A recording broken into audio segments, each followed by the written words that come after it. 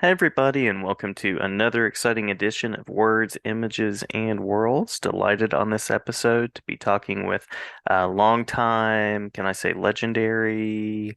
Uh, I feel uncomfortable with that because I feel oh, like okay. I've not been legendary. But on the other hand, my ego really thanks you. Absolutely, absolutely. So, Uh, well, glad to be talking with comics creator Chuck Patton. Chuck, thank you for jumping on. May I call you Chuck? Is that okay? yeah, absolutely, absolutely. Mr. Patton died a long time ago. All So, right. All right. Well, I'll mention a couple of titles at the beginning here because you've worked pretty widely from working with characters like Blue Beetle and Batman to Vigilante to Justice League. The end of the Justice League is one of my favorite runs of yours as well. Really interesting work there, and uh, yeah, the work on Vigilante also being among my favorites of yours. oh, thanks. I Yeah. feel more satisfied with. It's funny. It's. I've learned to accept what happened with Justice League. I wasn't happy with my end of it. Hmm. I Hmm. loved the beginning. I wasn't happy towards the end. And Vigilante was another where I feel an affinity to it, although I had absolutely no real strong direction in it, Hmm. uh, Hmm. except at the beginning. But it's a character that still bothers me that, oh, I would love to do something with, but Yeah. not the way they did it. So Yeah. Yeah. anyway, that's my druthers. That's the thing. Yeah. Uh, Yeah. Yeah, I'm curious about from the work that you've done, any particular mile marker, any experience that's especially the one that you look at and you go, ah, that was the golden moment. That was the moment you were just enjoying and things just came together well. again, I wouldn't say towards the end, because I had like sort of a what was a real world epiphany of this isn't working out the way I imagined it. I don't know what I'm doing right, and I was very young at the time, Mm-hmm. certainly young in my experience as well as young in my experience. And I thought that, and I dreamt of doing comics since I was a child. Hmm. So in the end, honestly, the real hallmark for me has been getting into comics. My Yeah. first assignments, less my first assignments, but my first achievements, basically. Getting Hmm. Justice League was a dream come true. It was my favorite characters. Yeah. Getting to work on Titans was a beautiful thing. I really, to this day, I thank Marv for giving me that sort of reprieve from my feeling like I let Justice League down, even though I know it wasn't all me. And again, I was young.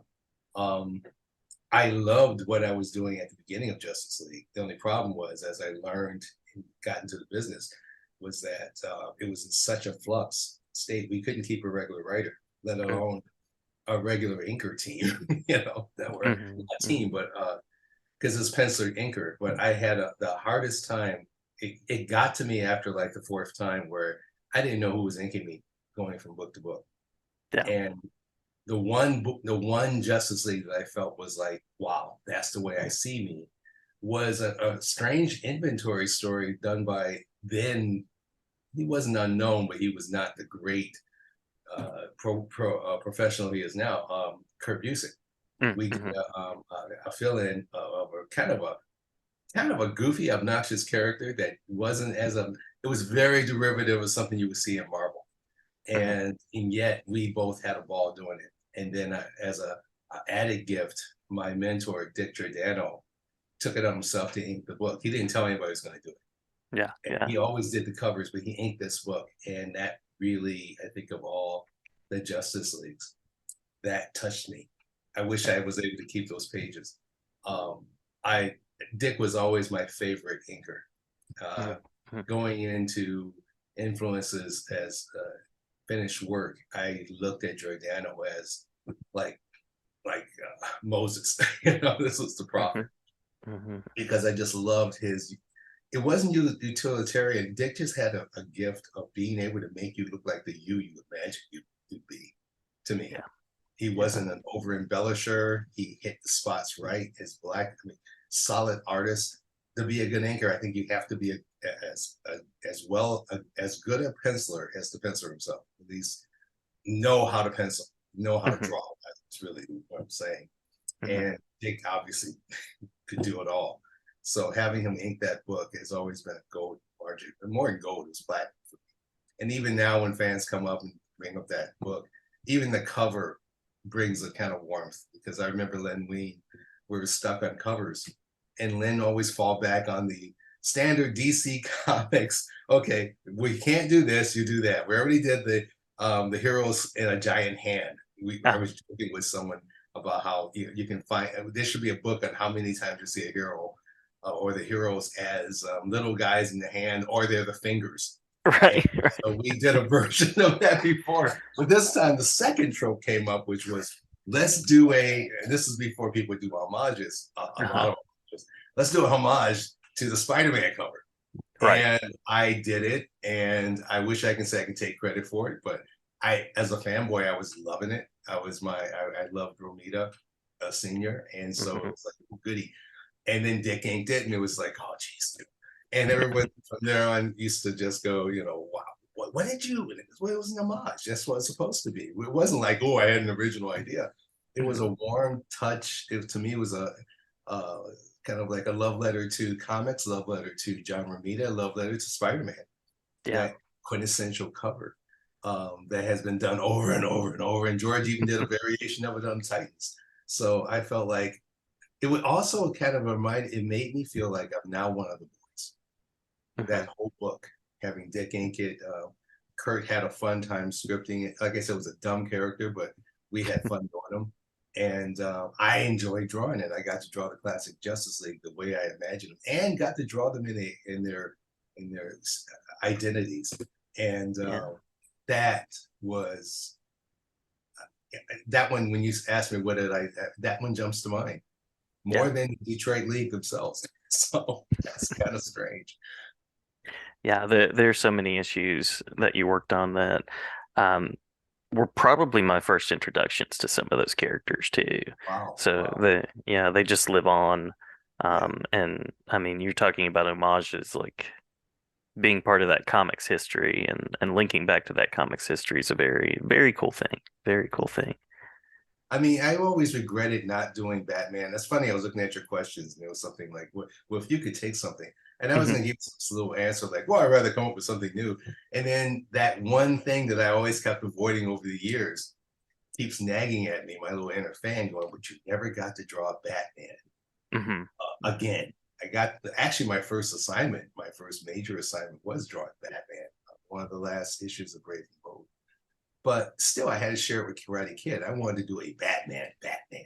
Right, I wanted right. to do a Denny O'Neil Batman, Neil Adams homage, another one of my art gods.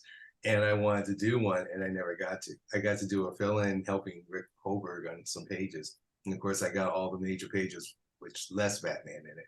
But that's how it works. And but that still wasn't like, ooh, if I had one that I can show off what I'd love to do about Batman. So that's, I realized that I do have a regret. I do have something I wish I could have done, which was Batman. Yeah, yeah. It's hard to top Batman. It really is. It There's just really, something about that character. it really is. And recently I just did a fan drawing. Someone wanted me to choose a bad character, and they were leaning towards the usual, either do Dick or do Damian, the Robins, or even a Batgirl. And I went, I'm going to draw the one guy I've never got to draw, who I would love to explore, and it was Alfred. And Yeah. I just loved Alfred. There's something about Alfred that's so powerful. Um, Hmm. Hmm. this man who's, to me, the guise is he's a manservant. He is not a manservant. He's a foster parent Yeah. and foster grandparent. He's the last of the line of what's attachments of Bruce's family. Hmm. I was raised in a foster home, so I feel an affinity about that. I Yeah. realized that that's like one of those little heartstrings I have. So I drew Alfred for the first time and enjoyed it. That Yeah. was like, wow, that's satisfying. I drew Batman so much, and I've drawn the Robin so many, Nightwing so much, that to draw Alfred was like, oh, I want to do this again. I want another aspect of Alfred. That would be cool. Yeah. Yeah. An entire Alfred storyline could I be actually interesting. joked with a friend about if I was still at DC and had some kind of editorial attachment, because you do have to have the editor's got to like you to be able to work on this book. But I right. wanted to do a mini series where Alfred tricks Bruce into this is before the backbreaking thing. Hmm. He knows he's having a breakdown, so he needs a vacation. So it's Alfred and Bruce on a world vacation. Mm. And unfortunately, Bruce keeps meeting versions of Batman that he has to mentor. This is way before Batman International and all that stuff too. Hmm. And my friend was laughing when he was a writer, and we just came up with this just outrageous thing where Alfred is constantly trying to steer him into softer, safer waters, and Bruce is like a troublemaker. Not only he's a troublemaker, he keeps finding versions of himself who are not as competent. So Yeah. he advisors steps in a minimal way. And what Alfred realizes, it revitalizes his being Batman. Like he was getting broken down, the burden of being Batman was tearing him apart, being Hmm. alone. Hmm. Or will I lose my sidekick this time, kind of thing. And Yeah. going out in the world and finding these other guys who are all vigilantes training. None of them were Batmen, but they had bat kind of backgrounds, the same kind of vigilante thing. Hmm. Hmm. Again, revitalized him, made him realize how important he was, and that maybe I can't be hands on, but I can steer these guys, and they'll be my hands. Yeah. And Alfred just eventually throws his hands up like, "Oh my god!" I'm trying to get you to learn to surf and you won't do it. I'm trying to get you to go out with women, you won't do it. Or you meet some woman, she winds up being some assassin, or she winds up being a vigilante. And then and then Bruce is telling him, but Alfred, that's why we're here. And Yeah. that's finally, they finally go back to Gotham. He's refreshed, he's renewed. And Alfred, he's telling him, take the month off. Hmm. Hmm. You need a vacation. And that's what it is, where Alfred's like, me a vacation? Are you kidding? This is my life. And finally getting it. Oh, this is what Bruce is doing. Got it. Yeah. That Yeah. was my idea of a mini series. Didn't think anybody would ever buy it. You're the first to ever hear it. I love it. I love it. I want to see that book. That would be a great book. We had a French character that I really wanted him to spend time with. His version of, like, if you can imagine, Batman as Inspector Clouseau. Oh, Like nice, nice. he's got the abilities, but he is totally clueless. And even his persona, he calls himself the Grand Nuisance. Oh, And nice, nice. Alfred can't stand the guy because he is so insufferable. Bruce finds him just charming because look at him, he's gonna kill himself. Kill. Okay, I'll step in. No, no, let him get killed, Master Bruce. Let him get killed. It's so stupid. And yeah, it was my homage to Inspector Clouseau. And so Love the it. Grand Nuisance was the guy that I realized I really we could have just did it as Bruce's or Batman's European vacation, just did it with those two. But Absolutely. again, Yeah. this is my dream. It never happened. Hmm. Hmm. It never will happen. So, you know, Yeah. And I love what you said there about connecting with these characters because, they could be from Krypton or they could be thinking about like the vigilante origin yeah, issue where, he's off on this big travel, but there's that human part of it that we connect to. And oh, it's like, totally, oh, here's totally. this heroic character that's dealing with something. And Yeah, without that something, then they yeah. don't work as well.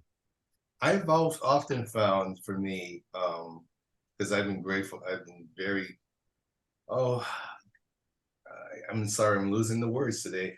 You're good. But I You're good. feel very fortunate to not only have started in comics, but then parlayed all that into animation. I, Hmm. I realize I spent more time now in animation than I did comics. And yet comics is still in my blood. It's in my DNA. And I'm Yeah. still associated with it. And so, and I've found as a storyteller, which again, I bless Lynn Wein and Marv Wolfman for taking me under their wing and showing me how to be a storyteller. Hmm. That I'm not interested in the powers anymore. I never have been. Yeah. I can care less. I mean, it almost comes off to be it's so superfluous compared to the human story, the Hmm. human identity, the human character. The weaknesses are, if you can't understand the weaknesses, who cares how strong they are? Right. You know, this story about Batman came at a time where I was in between jobs in animation, and I was going through a crisis of I need a break. I don't know what to do with a break. I don't even know what to do with a vacation. And I Hmm. thought, what would Batman do? I mean, the idea of a vacation would be frightening to him because Yeah. it's like, you got Yeah. to be yourself, and he's not Bruce. That was one of the first times that I thought, well, somebody needs to explore that. If you Hmm. don't see yourself as Bruce and you're always Batman, but you can't be Batman forever, how do you reconcile with Bruce? How do you find an aspect of Bruce? That's human. How do you find an aspect of yourself to get through a crisis? Hmm. Um, how to those vulnerabilities is what makes honestly a stronger story because we want to see how you get through that. And I'm to this day, every story I ever worked on, I immediately go for that Hmm. more than, oh, do they have a big gun? Are they fast? Do they have great martial arts? Do they have super speed? Who cares? Right, right. If they break, if they fall down, how do they get up? True. When do they get up? That's fascinating to me. Hmm. And Hmm. every story I've ever done, I go from that end always. Yeah, yeah, that's what's really heroic about characters, Mhm. I think. Yes. How do they crawl out of the mouth of the beast? Yeah. Yeah. So, I mean, not to be overly grandiose, but that's kind of the story of humankind. It's not like Hmm. we came out of a golden bowl, or a shell or a chest of gold or something. That's the myth to kind of make up the fact we did come out of mud. We came out of shit. We came out of, dirt. Hmm. And how do we aspire to be something better? That's Hmm. the human condition. No matter what race, creed, color, that's all something. That's the one thing we have. That's us. That combines us all. And I think in stories, that's the thing. I was telling some young artists. I had a lot of young artists ask me how to be a director, and Hmm. I told them, well, one, you shouldn't be thinking about directing unless you can tell a story. Hmm. Learn how to tell a story. Know what a story is. Ask yourself, why do you like particular stories? Don't jump into, I want to be a master of this story. Learn to tell a story. Even something as simple as fairy tales were what told us stories about ourselves. Hmm. I've had a famous comic editor try to tell me that he based every story idea he has on Little Miss Muffet. And I won't even tell you his name because it'll be very embarrassing, but let's say he was very powerful. And I had to sit there, this is a guy who went through English lit, and I was a journalist coming through in college. I actually studied for journalism. So I knew how to break down the story. I knew what comprised the story. And Hmm. we talking, not just prose stories, but a story, news stories. And then to hear him break this down, one part of me wants to laugh and go, is this really conceited? And the other part is like, on a simplistic level, he's got a point. Right, right. so, so I've learned that, even in the most dumbest and dullest places, you can find gems. So it was Yeah. always fascinated me that, because what I liked about it was, without him saying it, he kept it simple. Hmm. Hmm. And sometimes simplicity is good. Yeah. We're complex enough. We always keep looking for complex answers and stuff to make it sound heavy. And no, sometimes it's really simple, Yeah. and you need Absolutely. to stay there. So again, that's another thing. I try to find that essence. What's this talking about? Hmm. All the intellectual crap, it's just gobbledygook. What's this really saying? Are you scared? Are you Hmm. happy? Are you egotistical, or are you really confused? Are you lost? Are you found? With all these things, all these questions. Hmm. I hope that's a good answer. I hope I didn't get too intellectual. No, no, I think that's great. I think it's great. Thank you. Um, you mentioned folks asking you for direction and thinking about next steps, and you've given a few shout outs to Marv Wolfman, Dick Giordano, and a couple of other people. Curious about, on the one hand, anybody else that you would shout out as just being kind of very supportive in the journey, but then also anybody that comes to mind that you sort of have seen on their way and just have that feeling of sort of you're proud of them and you've seen Wow. the steps they've taken. There's a lot of people like that who aren't known. They're more or less in animation, Hmm. Hmm. that I sort of, without even asking, became their mentor, because they either work for me or we work together. That I always say, any of those people, absolutely. I feel, not so much proud, but very happy for them, inspired by them myself. They inspire me.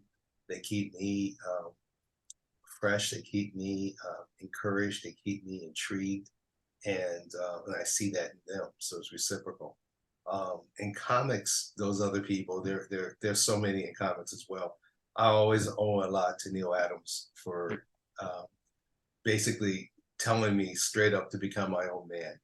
and Hmm. then offered me a job that I turned down. And he said, "You passed the test," kind of thing, which to this day was like, what the hell? In fact, I got to meet him and said that, and he was completely confused. Like, did I break your heart? Did I hurt you? I'm like, no, no, you set me on a path. This is where I am now. Like, oh wow, good. I'm glad I didn't say something stupid. And and I love that humility and the kindness. It was the same kindness he had showed me 40 years prior. Hmm. And we Hmm. are now, and I'm reminding him, he's, we lost we lost many great people. George Perez, another one.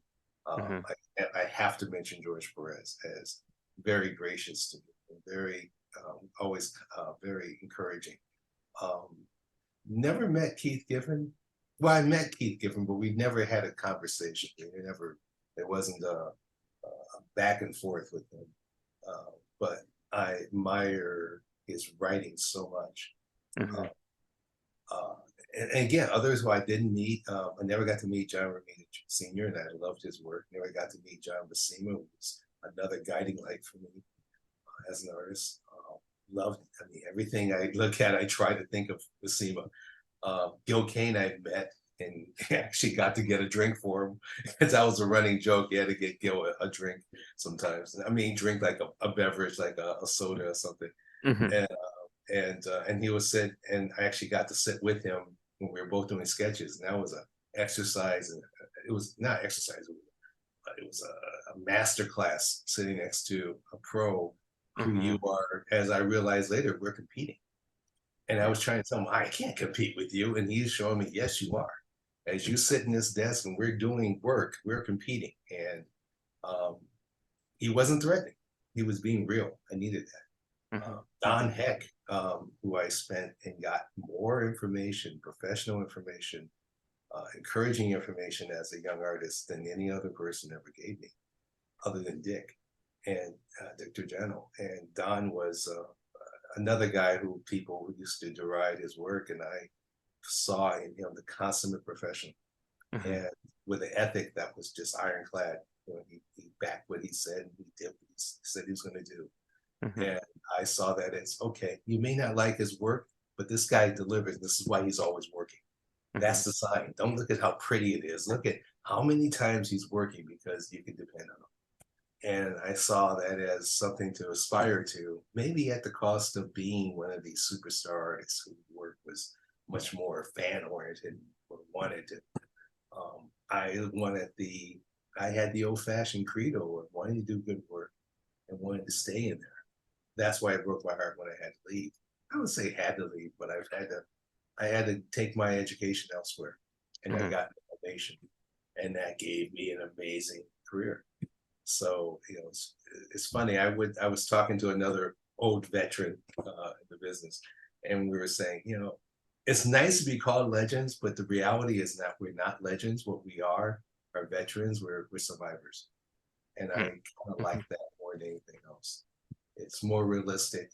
Sure, it's humble, and I always go towards humility because what we do is gifts, and we're lucky to be doing these things that look, I mean, I came from an area in Detroit where 90% of the people we working in factories Hmm. and Hmm. capital working in factories. But it's a factory job and that's what you did. I didn't want that.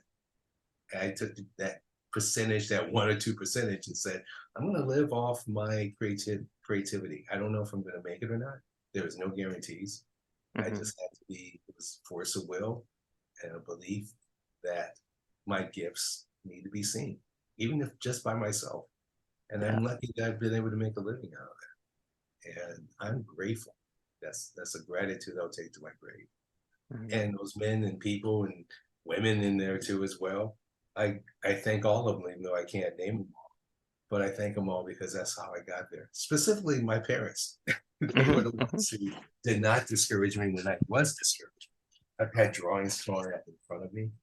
I've been humiliated when I was a child in class because I was the only artist. Hmm. Um, my folks backed me up no matter what, 100%, even though there was no guarantee I was going to make it. And they never got to see me make it. So I'm grateful for that. Yeah. Yeah. Sending love to all the kids that like to draw in class. Absolutely. No, I've met a lot of young ones who tell me things and I smile and tell them, you got them beat. You have no idea. If they're tearing your artwork up, they don't know that you can redraw this. That's right. That doesn't stop the machine. This keeps going. Hmm. I can't tell you how many times when they torn it up, I finally caught on and, oh, I can redraw this better now. Yep. I'll make the mistake. Just telling my a relative of not being afraid to make mistakes. That's how you grow. Hmm. And one of my best art lessons as a pro was from Don Heck telling me, when I was asking him about art, having uh, um, oh, I've got the word, um, art blocks. And he Hmm. goes, oh, an art block. You mean like you got a blank piece of paper and it's so white you can't touch it? I said, yeah, what do you do? He goes, why? I look at the paper and go, oh my God, you're so pretty. I can't possibly draw. You're so clean. And I drop it on the floor and I scuff it up. Oh my God, it's so disgusting. I gotta draw on it. Oh, this is awful. Tears it up, starts over. Because look at that. You get a ream of paper, Hmm. and that paper can't be so precious because you got so many. Yeah. So your job is to make it as dirty as possible and keep going. And all the times I've had those breaks, I go through that ritual that he told me, and it gets me through. And Nice. animation, I've learned to use these guys as my little helpers. Oh yeah. My artists who work for me used to hate when I bring this up because that means I drop it over their work and draw over it and show them what I want. But what I like, and as I told them, was like, this is still giving you respect. Hmm. Drawing directly over your work is disrespect.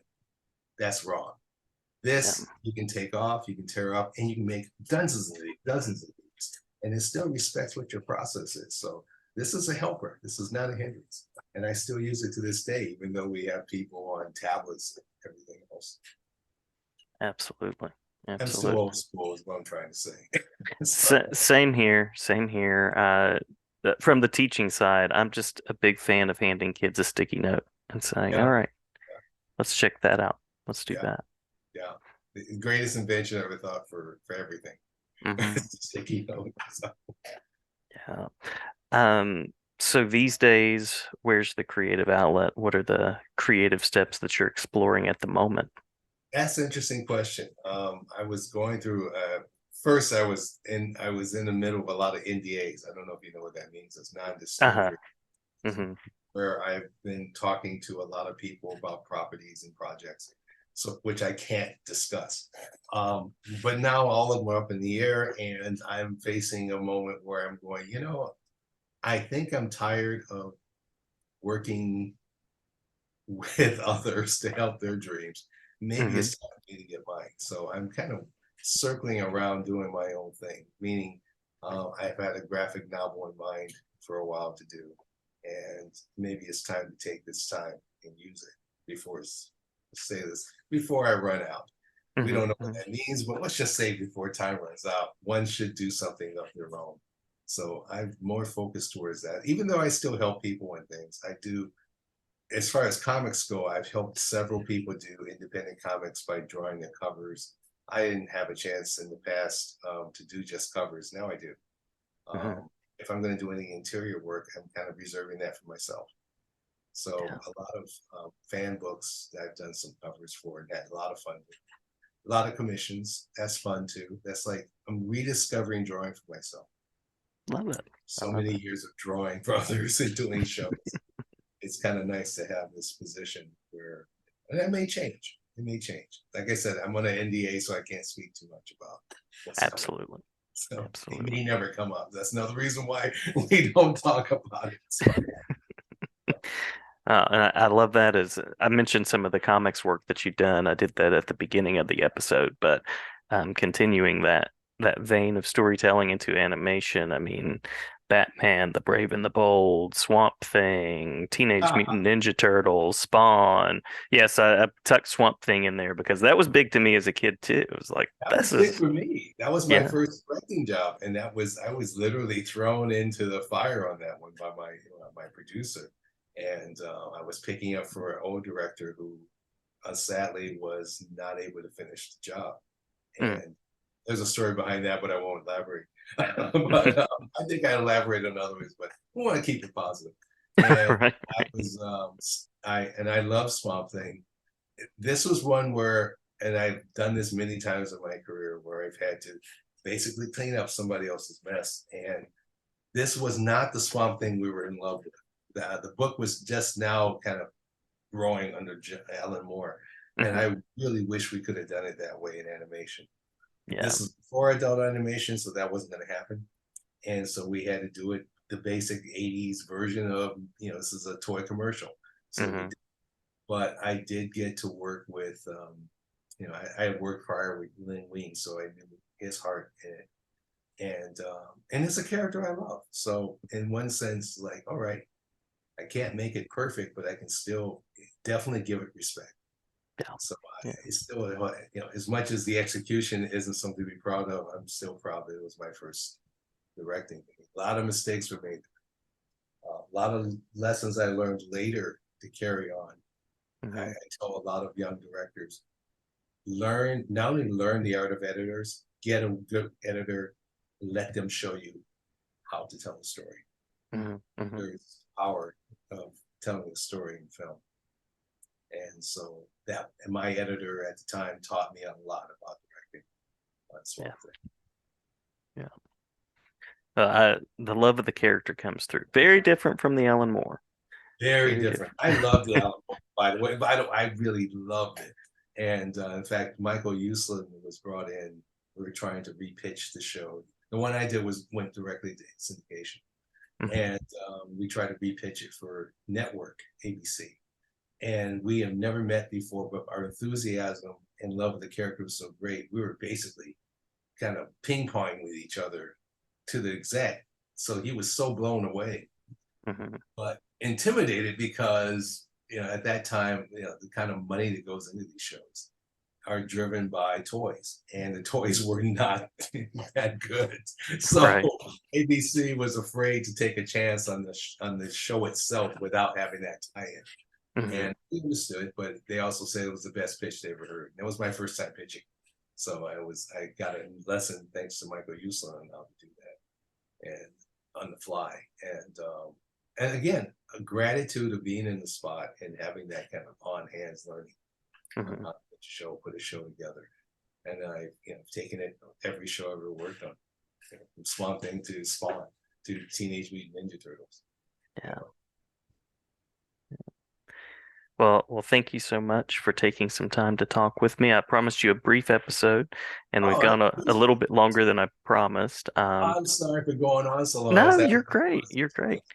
a lot of fun. You have great questions.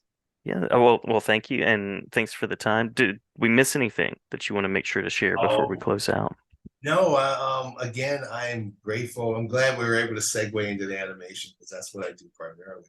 But I Hmm. still have my love of comics. I still have my history in comics. So no, I thank you that we're able to cover that.